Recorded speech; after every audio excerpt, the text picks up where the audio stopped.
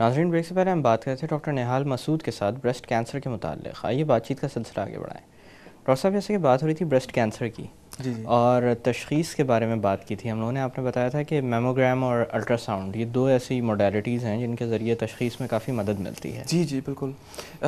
سب سے پہلے تو خواتین کا جیسے میں نے ذکر کیا تھا کہ سیلف بریسٹ ایگزامینیشن جو کہ کرنا چاہیے، لیکن اس کو کمپلیمنٹ کرنا چاہیے میموگرام اور الٹرا ساؤنڈ سے. تو میموگرام خواتین میں 40 سال کے بعد پاکستان میں جو اس وقت ہمارے اسٹینڈرڈز ہیں، خواتین امریکہ میں بعض انشورنس کمپنی 50 سال کے بعد تجویز ریکمینڈ کرتی ہیں، کیونکہ وہاں پر خواتین کی ایج ذرا زیادہ ہوتی ہے آنسٹ کی، کہ جس ایج سے شروع ہوتا ہے. لیکن ہمارے کیا اٹس 40 ایئرس آف ایج. اور اس کا مطلب یہ نہیں ہے کہ اگر کسی کو 40 سال سے کم کی ایج میں 30-35 سال کی عمر میں بریسٹ میں کچھ ہو تو کینسر نہیں ہے اس کے. چونکہ ینگ بریسٹ کی کنسسٹنسی جو ہوتی ہے وہ بڑی ڈینس ہوتی ہے، تو بعض دفعہ میموگرام میں اگر کوئی کینسر کا دانہ ہے یا کوئی لیژن جس کو ہم کہتے ہیں وہ نہیں آتا ہے، تو اس کو پھر آپ الٹرا ساؤنڈ کر کنفرم کرتے ہیں کہ اس کے اندر وہ بریسٹ کینسر ہے کہ نہیں، اگر آپ کو بائپسی وغیرہ کرنی ہوتی ہے اس کے لیے. تو یہ چیز سب سے اہم ہے میرے خیال میں. سب سے اہم جو چیز ہے وہ یہ چیز ہے، تاکہ اس کی وجہ یہ ہے کہ اگر آپ ارلی ڈائگنوسس کر لیں گے، ارلی پکڑ لیں گے، تو اس کا ٹریٹمنٹ سستا بھی ہوگا اور اس کے کیور کے چانسز بھی زیادہ بڑھیں گے.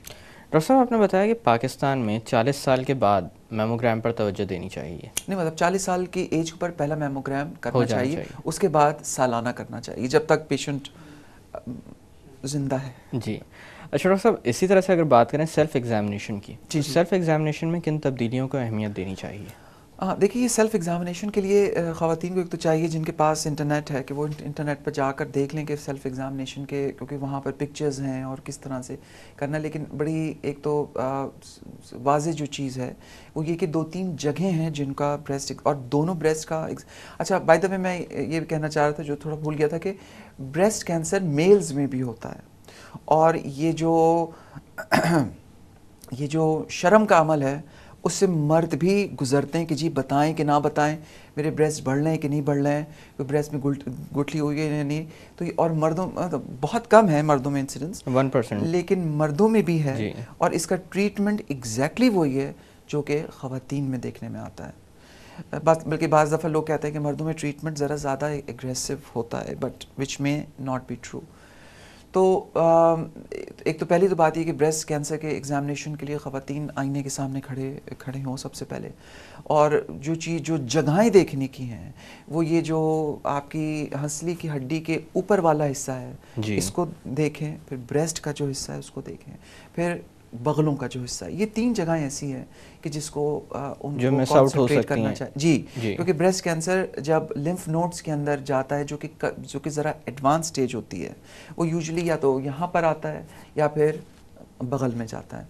تو اپنے بائیں ہاتھ سے دائیں بریسٹ کا معائنہ کریں، بائیں بریسٹ کا دائیں ہاتھ سے معائنہ کریں اور سب چیزوں کو نوٹ کریں. پہلے دیکھیں، یعنی کہ انسپیکشن کریں کہ کوئی کانٹورز کا، کوئی بناوٹ کا، کوئی اسٹرکچر میں تو کوئی چیز نہیں ہے.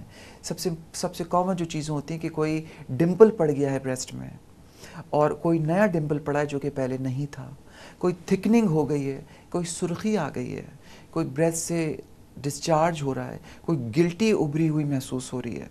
ٹھیک ہے، تو یہ تمام چیزیں ہیں جو بیسک چیزیں ہیں جس کا پتہ. شیپ میں چینج آ گیا ہے دونوں کی، پہلے ویسے بھی کمپیریزن بھی کیا جا سکتا ہے اور کمپیریزن کریں آئینے میں دیکھ کر.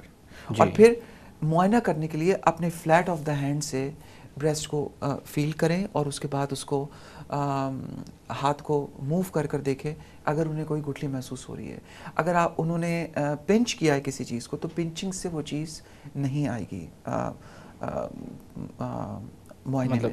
اس کے بعد پھر بغلوں کا معائنہ ہے کہ بغلوں کے اندر ہاتھ ڈال کر دیکھ لیں کہ کوئی گٹھلی تو نہیں ہے. اور بغلوں میں چاروں طرف، بغل ایک طرح کا ٹینٹ ہوتی ہے، اس ٹینٹ کا سامنے کا حصہ ہے، پچھلے کا حصہ ہے، میڈیل حصہ ہے اور دائیں اور بائیں ہیں. تو ان تمام ٹینٹ کے اندر خیمے کی طرح سے جو بغل ہے، اس خیمے کی چاروں دیواروں کو جو ایک ایپیکس پر پیک کر رہی ہیں ہاتھ ڈال کر اچھی طرح سے دیکھ لیں. وہی چیز ہے، بائیں بغل کا دائیں ہاتھ سے معائنہ ہوگا obviously کیونکہ اس ساتھ سے ممکن نہیں ہے, اور اپوزٹ سائڈ کا کریں.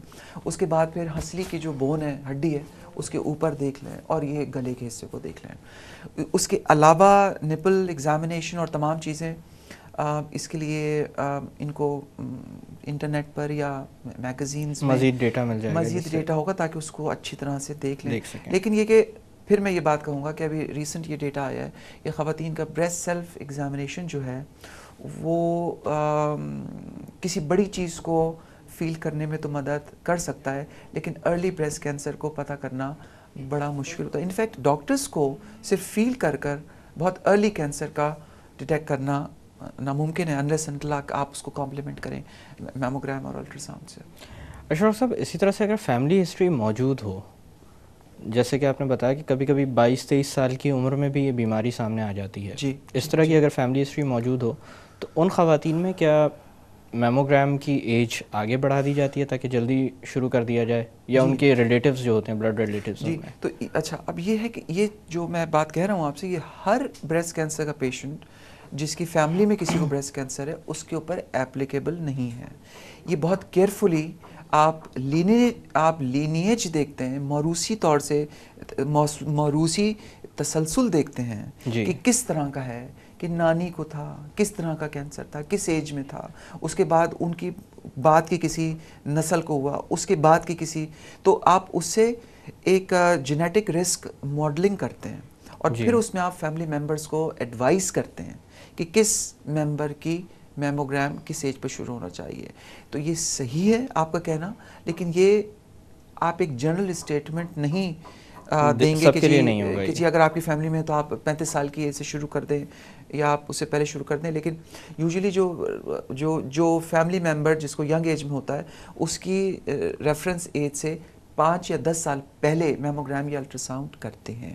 لیکن یہ اسپیسیفکلی پیشنٹ اور ان کی فیملی سے بات کر ریکمنڈ کیا جاتا ہے. انفارچونیٹلی پاکستان میں اس وقت جینیٹک کاؤنسلنگ اویلیبل نہیں ہے, اور انشاءاللہ تعالیٰ جلدی آ جائے گی, ان چیزوں کے اوپر بھی کافی کام ہو سکے گا. ڈاکٹر صاحب یہاں پہ تھوڑی دیر کے لیے باتوں کا سلسلہ روکتے ہیں. جی ناظرین, وقت ہو ایک چھوٹی سی کمرشل بریک کا. بریک سے واپس آ کر بریسٹ کینسر کے متعلق مزید بات کی جائے گی. Stay with us.